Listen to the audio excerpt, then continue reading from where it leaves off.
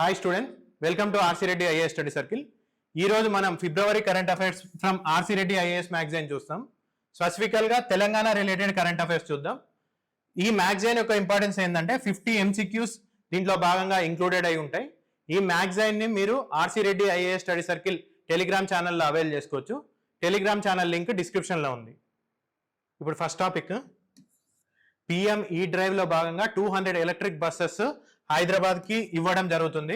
So PM ఈ drive స్కీమ్లో భాగంగా సో మనకు బస్సెస్, అంబులెన్స్, ట్రక్స్, సో ఈ వెహికల్స్ ని అడాప్టేషన్ ఇంక్రీజ్ చేయడానికి ఈ పిఎం ఈ డ్రైవ్ స్కీమ్ అనేది తెచ్చారు. దీన్ని ఇంప్లిమెంట్ చేస్తున్నది కన్వర్జెన్స్ ఎనర్జీ సర్వీసెస్ లిమిటెడ్. ఇది subsidiary of energy efficiency services limited.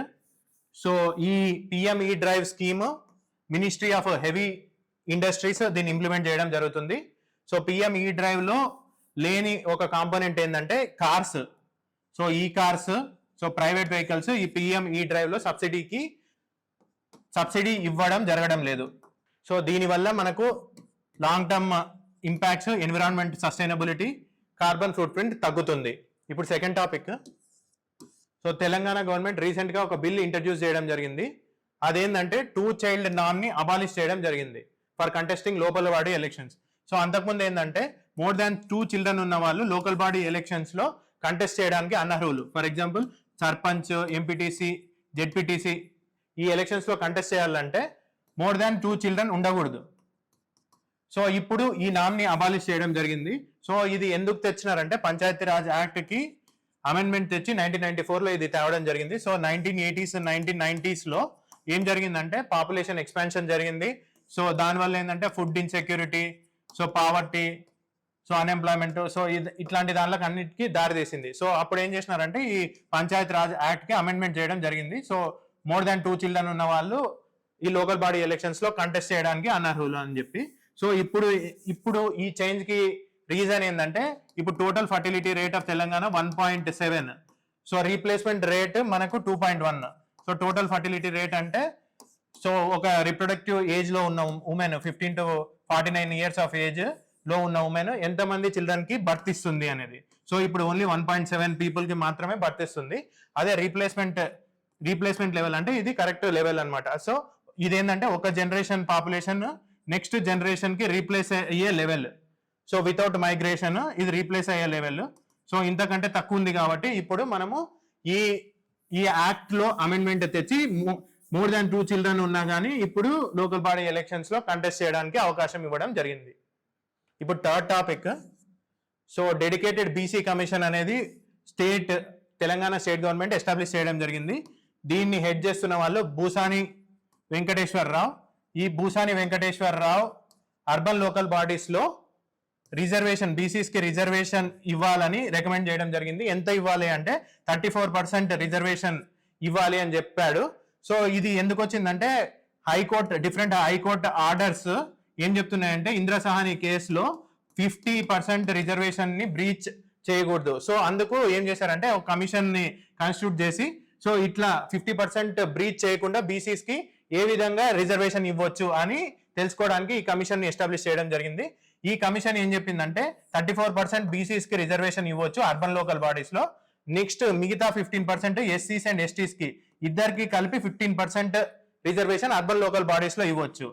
So ఈ బీసీ కమిషన్ ఎందుకు ఈ విధంగా చెప్పిందంటే అర్బన్ ఏరియాస్ లో ఎస్సీ ఎస్టీ పాపులేషన్ తక్కువ ఉంటుంది కాబట్టి బీసీస్ కి 34% రిజర్వేషన్ అర్బన్ లోకల్ బాడీస్ లో ఇవ్వచ్చు అని ఇది రికమెండ్ చేసింది. సో ఇంకా స్టేట్ గవర్నమెంట్ దాని మీద ఇంకా ఏ డెసిషన్ తీసుకోలేదు. నెక్స్ట్ చూద్దాం ఏ డెసిషన్ తీసుకుంటుంది అనేది. సో దాంతో పాటు బీసీ కమిషన్ గురించి డిఫరెంట్ సుప్రీంకోర్టు జడ్జ్మెంట్స్ ఎందుకు బీసీ కమిషన్ కాన్స్టిట్యూట్ చేసినారు, సుప్రీంకోర్టు జడ్జ్మెంట్స్ ఏం చెప్తున్నాయి 50% బ్రీచ్ కాకుండా ఉండడానికి. సో ఇవన్నీ మనము ప్రీవియస్ కరెంట్ అఫైర్స్ లో డిస్కస్ చేసాము, మీరు చూడొచ్చు. ఇప్పుడు fourth topic, so AP government Polavaram Nallamalla Sagar project link చేయడానికి చర్యలు తీసుకుంటుంది. సో పోలవరం గోదావరి పైన ఉంది. సో పోలవరం నుంచి నల్లమల్ల సాగర్, సో కృష్ణా దగ్గర బొల్లపల్లి రిజర్వాయర్ కట్టి అక్కడ నుంచి నల్లమల్ల సాగర్ కి వాటర్ ని డైవర్ట్ చేయడం జరుగుతుంది. సో ఈ నల్లమల్ల సాగర్ ద్వారా Rayalaseema and south coastal Andhra drought prone regions కి ఈ వాటర్ సప్లై చేయడం జరుగుతుంది. సో ఈ పోలవరం ప్రాజెక్ట్ దగ్గర ఈ డైవర్షన్ గోదావరి వాటర్ ట్రిబ్యునల్ కి అవార్డుకి అగేన్స్ట్ ఉంది అని చెప్పేసి తెలంగాణ గవర్నమెంట్ సుప్రీంకోర్టులో రిట్ పిటిషన్ ఫైల్ చేసింది. ఈ రిట్ పిటిషన్ మ్యాండమస్ ఫైల్ చేసింది ఆర్టికల్ 32 ప్రకారము. సుప్రీంకోర్టు ఏం చెప్పిందంటే ఫండమెంటల్ రైట్స్ వైలేట్ అవుతుంది అని చెప్పేసి మీరు సుప్రీంకోర్టుకి రావద్దండి, మీరు ఒక సివిల్ సూట్ ఫైల్ చేయండి. సో ఒరిజినల్ జ్యుడిసిక్షన్ ఆర్టికల్ 131 లో భాగంగా ఒరిజినల్ జ్యుడిసిక్షన్, సో సెంటర్ కి స్టేట్ కి ఏమైనా డిస్ప్యూట్ వచ్చినా, డిఫరెంట్ స్టేట్స్ మధ్యలో ఏమైనా డిస్ప్యూట్స్ ఉన్నా ఆర్టికల్ 131 ద్వారా మనం అపీల్ చేసుకోవచ్చు, సివిల్ సూట్ ఫైల్ చేసుకోవచ్చు. Supreme court based on merits judgement ఇస్తుంది. ఇప్పుడు 5th topic. So Telangana assembly earth sciences యూనివర్సిటీని doctor Manmohan Singh earth sciences యూనివర్సిటీగా చేంజ్ చేయడం జరిగింది. సో ఈ earth sciences university Bhadradri Kothagudem district లో ఉంది. So Singareni coal fields, Godavari water ఈ లివింగ్ ల్యాబ్ గా యాక్ట్ అవుతాయి, స్టూడెంట్స్ దీన్ని యూజ్ చేసుకోవచ్చు. సో దాంతో పాటు state government more than 200 crores invest చేస్తామని చెప్పింది ఈ ఎర్త్ సైన్సెస్ యూనివర్సిటీలో. ఇప్పుడు 6th topic. CAG state government ని కాషన్ చేయడం జరిగింది. Telangana government ways and means advances పైన ఎక్కువ డిపెండ్ అవుతుంది for immediate cash flows. Revenue surplus state అయినా కానీ వేస్ అండ్ మీన్స్ అడ్వాన్స్ పైన ఎక్కువ డిపెండ్ అవుతుంది for immediate cash flows. So expenditure ఎక్కువ ఉంటే రిసీట్స్ కంటే ఇమీడియట్ గా మనం మనీ అవసరం కాబట్టి ఆర్బీఐ నుంచి బారో చేయడం జరుగుతుంది. సో బారో చేయడం జరుగుతుంది. ఇది ఏ విధంగా బారో చేస్తున్నారంటే వేస్ అండ్ మీన్స్ అడ్వాన్సెస్ రూపంలో. సో ఇది 3 months బారో చేసుకోవచ్చు. స్టేట్ గవర్నమెంట్ సెక్యూరిటీస్ పెట్టుకొని ఆర్బీఐ మనీ ఇవ్వడం జరుగుతుంది. ఇది రెపో రేట్ ఉంటుంది. So RBI act section 17, so దీనికి కావాల్సిన ఇంట్రెస్ట్ రేట్, డిఫరెంట్ ఆస్పెక్ట్స్ గురించి డీల్ చేయడం జరుగుతుంది. సో అంతకుముందు అడ్రాక్ ట్రెజరీ బిల్స్ ఉండేటివి. So state government ad hoc treasury bills issue చేసి మనీ బారో చేసుకోవడం జరుగుతుండేది. సో ఇప్పుడు దాన్ని రీప్లేస్ చేసి ways and means advances RBI తేవడం జరిగింది. ఇప్పుడు 7th topic. Greater Hyderabad municipal corporation ఏరియాని ఎక్స్పాండ్ చేయడం జరిగింది. 27 అర్బన్ లోకల్ బాడీస్ ని మెర్జ్ చేయడం జరిగింది. సో దీంట్లో 7 మున్సిపల్ కార్పొరేషన్స్, 20 మున్సిపాలిటీస్ ని దీంట్లో మెర్జ్ చేయడం జరిగింది. మున్సిపల్ కార్పొరేషన్స్ బోడుప్పల్, బడంగ్పేట్ ఇవి దీంట్లో ఇంకాపరేట్ చేయడం జరిగింది. 20 మున్సిపాలిటీస్ లో మనకు తెల్లాపూర్, శంషాబాద్, మణికొండ ఇవన్నీ దీంట్లో ఇంక్లూడ్ చేయడం జరిగింది. సో దీనివల్ల so greater Hyderabad municipal corporation one of the largest municipal corporations in the India. So దీని వల్ల ఏంటంటే మనకు నెంబర్ ఆఫ్ జోన్స్ ఇంక్రీజ్ కావడం జరిగింది, సర్కిల్స్ ఇంక్రీజ్ కావడం జరిగింది. జోన్స్ వచ్చేసి 6 to 12, సర్కిల్స్ 30 to 60 ఇంక్రీజ్ కావడం జరిగింది. పాపులేషన్ ఎంత కవర్ చేస్తుందంటే 1,45,00,000 పీపుల్ ని ఈ greater Hyderabad municipal corporation cover చేస్తుంది. సో దాంతో పాటు నెంబర్ ఆఫ్ వార్డ్స్ కూడా ఇంక్రీజ్ కావడం జరిగింది. సో 150 to 300 వార్డ్స్ గా ఇంక్రీజ్ కావడం జరిగింది. దీని ఏరియా వచ్చేసి అంతకుముందు 650 square kilometers ఉండేది, ఇప్పుడు మోర్ దాన్ 2000 square kilometers గా ఇంక్రీజ్ అయింది. ఇప్పుడు 8th టాపిక్. సమ్మక్క సారక్క జాతరకు ముందు మేడారం స్ట్రెయిన్ ని రినోవేట్ చేయడం జరిగింది. సో సమ్మక్క సారక్క ఉండే సేక్రెడ్ ప్లాట్ఫామ్స్ ని గడేలు అంటారు. సమ్మక్క సారక్క, గోవిందరాజు, పగిడిదరాజు. సో దీనికోసం 101 crores ని కేటాయించడం జరిగింది. ఆల్రెడీ రినోవేషన్ వర్క్స్ కూడా కంప్లీట్ అయిపోయాయి, జాతర కూడా కంప్లీట్ అయిపోయింది. సో దాని తర్వాత మనకు ఈ సమ్మక్క సారక్క గురించి మనకు కాకతీయ డైనాసిటీలో మనం చూడొచ్చు. సో కాకతీయాస్ ఎక్సెసివ్ టాక్సేషన్ కి అగేన్స్ట్ గా, ఆ టాక్సేషన్ రిప్రెషన్ కి అగేన్స్ట్ గా వీళ్ళు ఫైట్ చేయడం జరిగింది. సో దాంతో వీళ్ళు మార్టిర్డమ్ కావడం జరిగింది. సో ఈ సమ్మక్క సారక్క జాతర మనకు 2 years కి ఒకసారి జరుగుతుంది. ఇది largest tribal congregation in India, second largest religious congregation.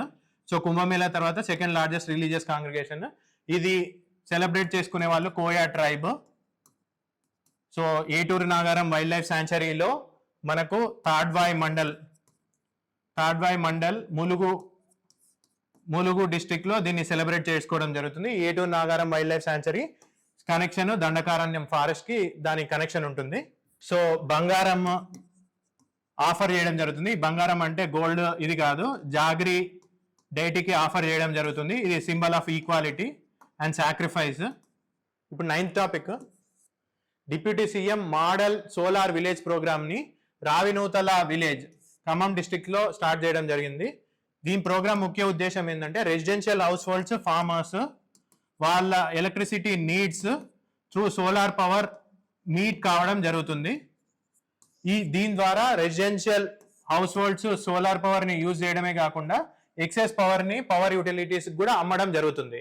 So దీంతో వాళ్ళు 4,000 to 5,000 రూపీస్ నెలకి వాళ్ళకి ఎర్న్ చేసే అవకాశం దీని ద్వారా కలుగుతుంది. సో పైలట్ ప్రాజెక్ట్ 81 విలేజెస్ లో లాంచ్ చేయడం జరుగుతుంది. సో 81 విలేజెస్ లో లాంచ్ చేయడం జరుగుతుంది. టోటల్ ఇన్స్టాలేషన్ కాస్ట్ మొత్తం స్టేట్ గవర్నమెంట్ తెలంగాణ గవర్నమెంటే భరించడం జరుగుతుంది. ఇప్పుడు 10th topic, Telangana government Munneru Paleru link project ని అనౌన్స్ చేయడం జరిగింది to stabilize Nagarjuna Sagar project ఆయకట్టు. సో దీని ద్వారా ఏమైతుందంటే మనకు సూర్యాపేట, ఖమ్మం, మహబూబాబాద్ డిస్ట్రిక్ట్స్ కి irrigation and drinking water facilities provide చేయొచ్చు. సో ఈ లింక్ ద్వారా నాగార్జున సాగర్ ఫ్లడ్ రిస్క్స్ కానీ మిటిగేట్ చేయడం జరుగుతుంది. అది కాక దీని ఆయకట్ని స్టెబిలైజ్ చేయడం జరుగుతుంది. ఈ స్టెబిలైజేషన్ ద్వారా ఖమ్మం, మహబూబాబాద్ లో మోర్ దాన్ 1 lakh ఎకర్స్ కి ఇరిగేషన్ ఫెసిలిటీస్ ప్రొవైడ్ చేయొచ్చు. సూర్యాపేటలో 40,000 ఎకర్స్ కి ఇరిగేషన్ ఫెసిలిటీస్ ప్రొవైడ్ చేయొచ్చు. దీంతో పాటు మనకు ఈ కెనాల్ గ్రావిటీ ద్వారా వెళ్తుంది. వాటర్ 9.6 కిలోమీటర్స్ కెనాల్ డగ్ చేస్తాము. ఇది 45,000 క్యూసెక్స్ వాటర్ ఇది ట్రాన్స్ఫర్ చేస్తుంది. దీంతో పాటు మనకు మిషన్ భగీరథకు 4.7 TMCs ఆఫ్ వాటర్ ఇవ్వడం జరుగుతుంది. And Bhakta Ramadas lift irrigation scheme కూడా ఈ ప్రాజెక్ట్ సపోర్ట్ చేయడం జరుగుతుంది. ఇప్పుడు 11th topic, so Telangana government next generation life science policy 2026 to 2030 తేవడం జరిగింది. దీని మెయిన్ ఎయిమ్ వచ్చేసి Telangana should be leading destination for life sciences hub by 2030. So దాంతో పాటు it should concentrate on discovery, development as well as deployment. So దీని targets వచ్చేసి Telangana should B one of the 5 global destinations for life sciences by 2030. So దాంతో పాటు $25 billion investments ని attract చేయాలి, అంటే 2 lakh crores investments ని అట్రాక్ట్ చేయాలి. దీనివల్ల 5 lakh జాబ్స్ క్రియేట్ చేయాలి. సో ఇప్పుడు కూడా మనం లైఫ్ సైన్సెస్ లో చాలా ఇంపార్టెంట్ రోల్ ప్లే చేస్తున్నాం, కానీ ఇప్పుడు more of the innovation, so concentration more on innovation as well as supply chain. So దాంతో పాటు మనకు 100 crores ఫండ్ అనేది కేటాయించడం జరిగింది. ప్రోగ్రెసివ్ గా దీన్ని 1,000 crores కి ఇంక్రీజ్ చేయడం జరుగుతుంది. సో దీంతో పాటు మనకు ఫార్మాసిటీ, సో గ్రీన్ ఫార్మాసిటీని ఎస్టాబ్లిష్ చేయడం జరుగుతుంది.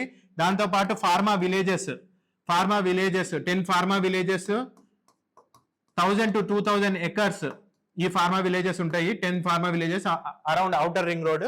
దాంతో పాటు ఎక్స్పాన్షన్ ఆఫ్ జీనోమ్ వ్యాలీ, దాని తర్వాత బయో మ్యానుఫ్యాక్చరింగ్, దీనిపైన కాన్సన్ట్రేషన్. సో దీనిపైన మనకు ఈ మేజర్ ఎయిమ్స్ తో లైఫ్ సైన్సెస్ పాలసీ తేవడం జరిగింది. దీని నోడల్ ఏజెన్సీ వచ్చేసి life sciences foundation under ministry of industry and commerce. So ఇప్పుడు 12th topic, so 7 members from తెలంగాణకి పద్మ అవార్డ్స్ అనేవి రీసెంట్ గా అనౌన్స్ చేయడం జరిగింది.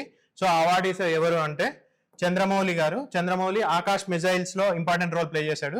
తర్వాత బాలసుబ్రహ్మణ్యం సైన్స్ అండ్ టెక్నాలజీలో, విజయ్ ఆనంద్ మెడిసిన్ లో, తర్వాత జీవి రావ్ మెడిసిన్ లో, so Kumaraswamy research and genetics లో, Ramareddy cooperative sector and animal husbandry, Deepika Reddy arts and culture.